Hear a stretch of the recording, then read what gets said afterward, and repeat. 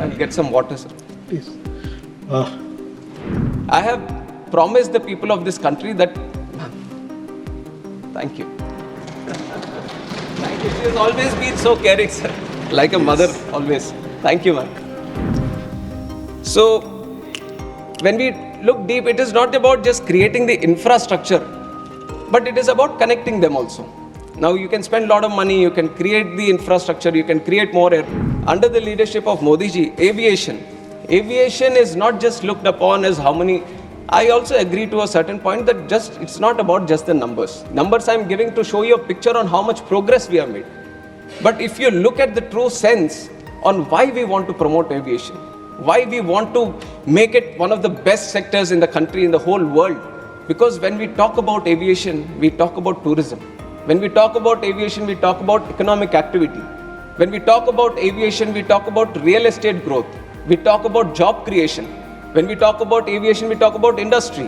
When we talk about aviation, we talk about commerce, we talk about trade. And we talk about aviation, we talk about culture. And when we talk about aviation, we talk about agriculture also. And that is why aviation is a very important nodal sector that needs to be given that push. And with this idea, I'll get some water, sir. Please. And it is with this idea that the whole aviation sector has been thoroughly, deeply understood on what the true potential India can have. And we have seen that there are multiple gaps also. Now 90,000 crores capex has been put into the infrastructure to create the infrastructure in airport infrastructure. But creating infrastructure, that itself is one challenge. And when I took the charge as a minister for this aviation, sir, I have promised the people of this country that... Thank you. Thank you. She has always been so caring, sir. Like a mother, always. Thank you, ma'am. So, when we look deep, it is not about just creating the infrastructure, but it is about connecting them also. Now, you can spend a lot of money, you can create the infrastructure, you can create more airports, but the ultimate challenge... Thank you. The ultimate challenge is how do you connect? And that is where, bringing in all the aspects of the government, we created the Udan scheme, which is Uday Desh Ka Aam Nagrik. Through the Udan scheme, the challenge of these airlines, because it is a market-driven industry, where they feel there might be a non-viability in running a route, the government has taken the responsibility a little bit on himself, and it has said that why don't we provide the viability gap funding? It was the first time that it has been done at such a large scale.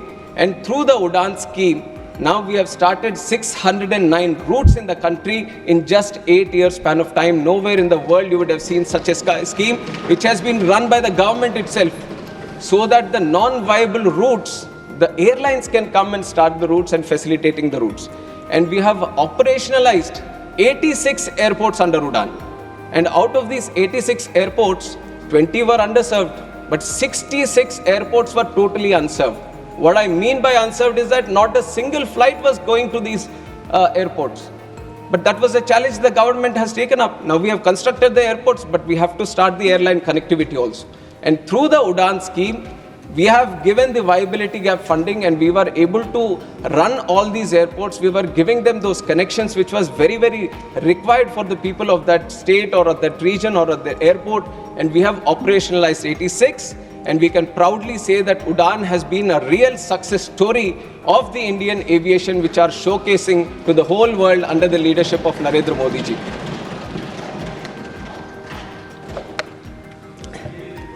And why I say the whole world, sir? In fact, in September, we have had one conference also, Asia Pacific Ministerial Conference, where 41 countries were participating, and there were stakeholders from aviation across the globe also who were participating. And 29 countries have sent in the best of the people who represent aviation from their countries. And I have heard all of them speak in that conference, and they have proudly said, the real thing that we can pick up from India today is how it has improved the domestic connectivity within the country, and how it has launched the RCS Udan scheme so that it could facilitate the regional aviation in a very big way. Because for them, most of the countries, sir, for them the aviation becomes more of an international affair. How do you connect your country better to another country?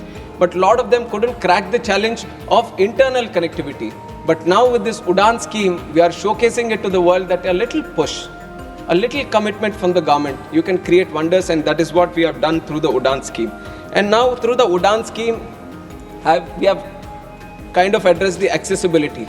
Now the other thing that I mentioned after taking charge as a minister was that I want to bring in affordability also. And I understand all the concerns that each and every member has raised regarding the airfares. I am also a citizen of this country, and I was also a member, and before member I was also a passenger. So I know one of the challenges that the people of this country face when they're traveling, and I understand the true spirit in which people would have spoken about the airfares also.